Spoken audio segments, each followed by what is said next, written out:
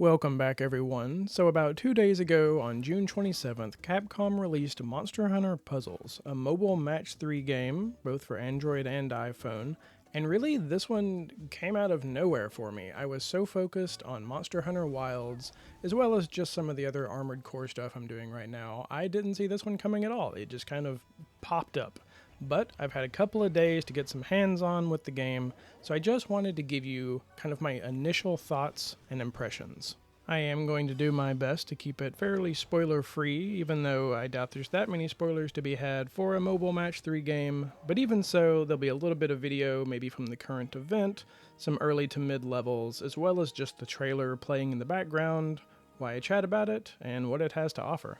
But all that being said, it is possible you see a small amount of mid-game content and or just mid-game mechanics, so consider yourself warned if that's something you're concerned about. So in typical fashion for some of the Monster Hunter kind of side tangential games, this game focuses on felines rather than hunters, with a storyline that revolves around rebuilding their island after a Rathalos has destroyed it. You create your feline and then wash up on shore with amnesia? Which honestly is a little bit cliche, but I guess it functions well enough. No real points for creativity in that one. As you complete more and more puzzles in an effort to rebuild the island, you'll unlock new locations and have kind of boss fights and come across monsters that any Monster Hunter fan is sure to find familiar. And as you do more and more, you get to rebuild the island, starting with familiar Monster Hunter landmarks such as the canteen and the forge. So far, no hunters to be found in this one. The island is populated entirely by felines, and you'll see more and more come in as you keep rebuilding the island and add various attractions. Which, while we're on the topic, you do get to create your own feline, so let's all take a moment just to appreciate mine. This is Blink. He is my son. He likes puzzles, long walks on the beach, and has anxiety. Don't we all? Every locale you unlock has a new theme challenge to the puzzles, a variety of different items, new monster species, and you'll also unlock various special moves to assist you. There's even skills that you'll unlock and expand on as you work your way through the game. I believe the game said there was around 150 levels so far, with more to come. I haven't gotten through them all yet. I'm maybe a little bit past halfway, so I don't have an exact number. There's also various side quests and event quests that add on to that main storyline. There's a fair amount of options when it comes to customizing your feline, all the things that you would normally be able to do in a Monster Hunter game, and just like with your palicos in the mainline games, you continue to unlock various equipment, armor, gear, weapons, etc. as you work your way through the game, so you're certainly not short in the customization capabilities of your feline. In addition to your feline, all the locations that you rebuild on the island have various options to choose from as you're rebuilding them as well, so you can really customize your island to look how you want. Which is nifty because not only will your feline kind of meander around other people's islands, but the reverse is also true, and so they should be able to click on it and go visit your island as well. And to go along with that, of course, there's a friend system and a referral system, and I'll just go ahead and show my referral code here on the screen, as well as drop it in the video description. I think it's only good for something like 5 times, but both you and I will get some bonus items, gems, I'm not entirely sure, when you use that referral code. So if you want extra stuff, have at it. With regards to just the graphics and the sound quality of the game, it looks great. The graphics are really good for a mobile game. There's all sorts of effects. Everything's very bright and shiny as you would expect from a Match 3 game. There's lots of explosions and just effects everywhere. The music's good. Everything has that kind of quirky Monster Hunter character that you would come to expect, especially if you've played through some of the other kind of side games, some of the other feline games, or something like Monster Hunter Stories. It's a little bit more cartoony, I guess, for lack of a better word, than your mainline Monster Hunter games, but it's all still very much in character, very much in the same universe, and this one has all of that wonderful kind of quirky cuteness that you would come to expect from a Monster Hunter game. For the gameplay itself, it's hard for me to compare it against other Match 3 games really, as that's not really a genre that I've delved into that much. But the gameplay is simple enough. You unlock various mechanics and tools and stuff as you go along. Everything's fast paced and very rewarding, and really just keeps that kind of dopamine drip coming. So you want to just keep playing. And it's great to feel any just downtime you may have standing around in a line or waiting in the car or whatever it is that you might be doing. It's wonderful to fill those time gaps. Each game tends to run very quick, and it's not, at least so far, not too difficult. There are certainly some times where the blocks just don't fall in your favor, and there is probably no way to complete a puzzle. And there's certainly some that are more challenging, and it even shows in the corner if something's hard or not, which is nice because you do get some items that you can use kind of prior to the mission that you'll gradually unlock as you work your way through the game. They are consumable, so keep an eye out for that, but there's definitely some challenges that are worth dropping those on. That being said, if I did have a complaint here, it would certainly be in how they handle event missions. See, the game's brand new, and right when you open it, it'll tell you about an event quest going on, and it's just sort of bingo game that you work your way through. It has its own separate puzzles to work through, which is all fine and good, but you'll be able to play through content and mechanics that you unlock way later in the game show up much earlier in these event quests, and they're not too difficult to figure out, honestly. You might have to experiment around once or twice just to see, how to get rid of the blocks or how to move them or break them or whatever it is, but they don't explain the mechanics at all for the event quests. And they do when you're working through the game. It'll pop up and tell you what something is, especially when you unlock a new location, and how to play around those blocks and how to solve the puzzle. Why the event quest is just sort of like, here you go. And it just throws it out there with no explanation of how to beat it. So that's a little frustrating, especially because you have lives, right? So you have 5 lives and they reset. I want to say you regenerate 1 life every 15 to 20 minutes or so. I haven't paid that close attention to the timer, honestly. And you can use gems to refill your hearts if you do lose all of your lives, which is useful for the event quest or just progressing through the storyline.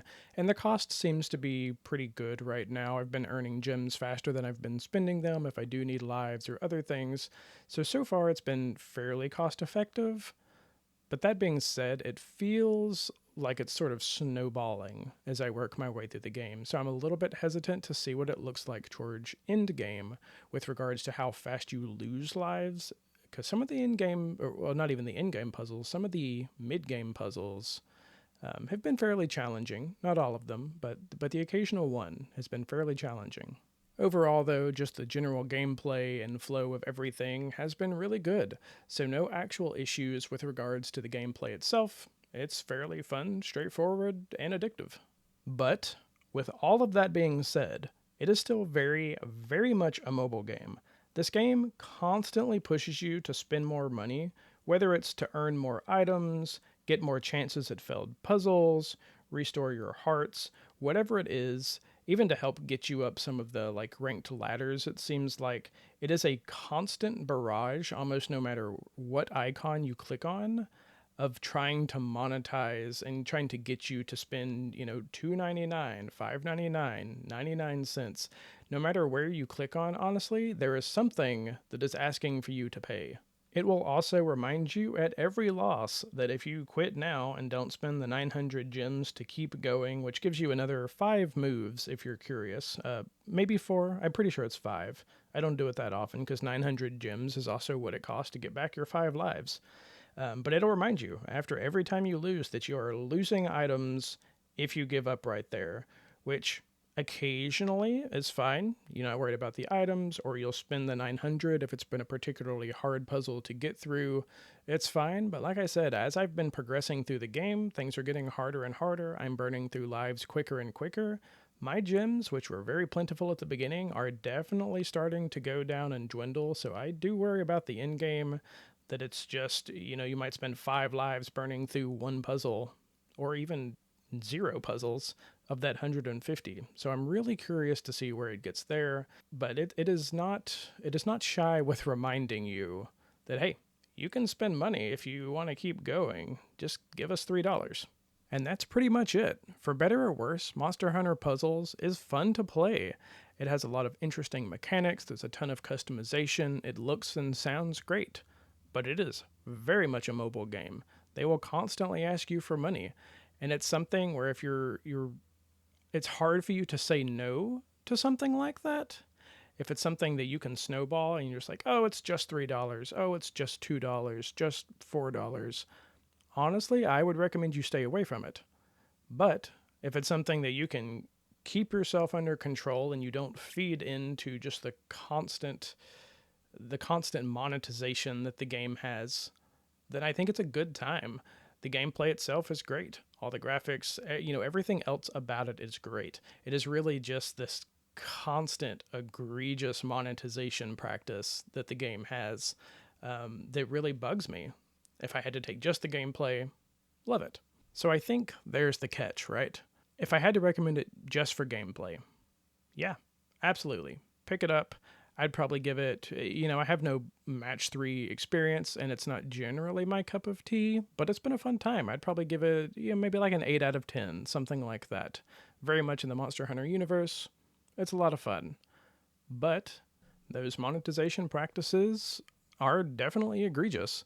And it's hard to say. Maybe I'm just kind of jaded, right? So going into pretty much any free to play mobile game, I expect it. I expect everything I click on is going to ask me to spend $3 or $5 or whatever it is. So I think it's less surprising to me. And maybe that says a lot, a lot about the industry in general, or maybe this would be a better game if it did cost, maybe $5 or $10 rather than asking for all these. I don't know. I think that varies from person to person. I know that people, it's not a puzzle game, but with like Monster Hunter World, even with Rise, things like that, the Monster Hunter community especially has a lot of issues around monetization. And it's a delicate topic, right? We know it's going to happen, and I think there's tasteful ways to do it. I don't know if this one is. Let me know in the comments what you think about that, because like I said, I expect it. It's a mobile game. It's a match 3 game. It's so in line with something that just screams monetization, right? So I expect it going into it, and I can say like, hey, yeah, game's, 8 out of 10 without any real qualms about it, barring you being one of those people that just feels like you have to buy everything in it. And same if you're like a real completionist, which I usually am. For most console games, I'm absolutely a completionist. I'll find everything, download everything, do all the quests, everything. This one, not one of those. I will not be really going out of my way to get all the items, but if you really have, some FOMO, it's an issue. So let me know in the comments what you think, if the monetization is egregious on this one, because I'm kind of curious just on the community's feelings in general. I love the game, don't like the monetization. But still, I'm going to try to go through and complete it, and, whether I do or whether I just hit this impenetrable wall that I can't seem to get through without spending money, maybe I'll wrap back around and let you guys know how it goes and sort of what to expect. But so far, haven't spent a penny. I've made it probably 2/3 of the way. I think I'm coming up on 100 levels now. I'm at least in like the 80s. And I haven't spent anything, and it's been really no issue. It's been a steady stream. Anytime I've run out of hearts, I've been able to either refill them or just come back later. No problems at all. But so far, that is all I really have to say about that. Let me know in the comments if you want me to come back with a little bit more info when I work my way farther through the game, or if you want any sort of like guides, anything like that with regards to Monster Hunter puzzles.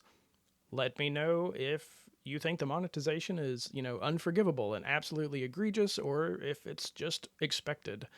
I just want to I'm curious on the community's feelings of it, and I kind of want to get a bead on that. But as always, if you enjoyed it, don't forget to like the video and drop a comment below. Thanks again to all of my members and subscribers who help support the channel. And until next time, happy hunting.